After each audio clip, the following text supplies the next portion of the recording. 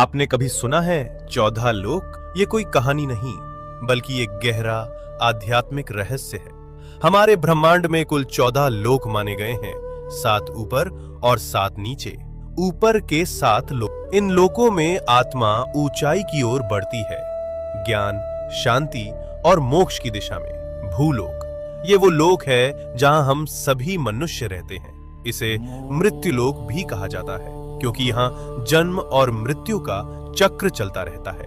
भूवरलोक, ये लोक भूलोक और स्वर्गलोक के बीच स्थित है। ये ऊर्जा रूपों का क्षेत्र है जो भौतिक और दिव्य लोकों को जोड़ता है। स्वर्गलोक, देवताओं का लोक, जहां इंद्र और अन्य देवता निवास करते हैं। अच्छे कर्म करने वालों को मृत्यु के बाद इसी लोक में स्थान मिलता है, जहां सुख, संपत्ति और आनंद की अनुभूति होती है। महरलोक, ये दिव्य ऋषियों, तपस्वियों और महान आत्माओं का निवास स्थान है, जहां वशिष्ठ और विश्वामित्र जैसे महान ऋषि तपस्या करते हैं। जनलोक, इस लोक में वे आत्माएं निवास करती हैं जिन्होंने ज्ञान और ध्यान में परम सिद्धि प्राप्त की होती है।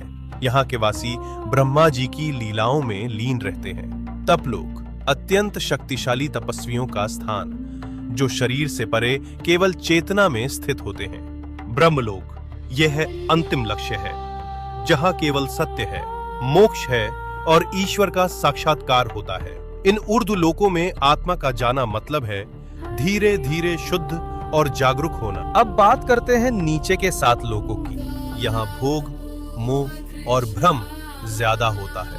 अतल लोक, राक्षसों और मायावी शक्तियों का घर। वितल लोक, जहां कामनाएं और भोग हावी रहते हैं। सुतल लोक, राजा बलि का लोक। वे दानवीर थे, लेकिन उनमें अहंकार भी था।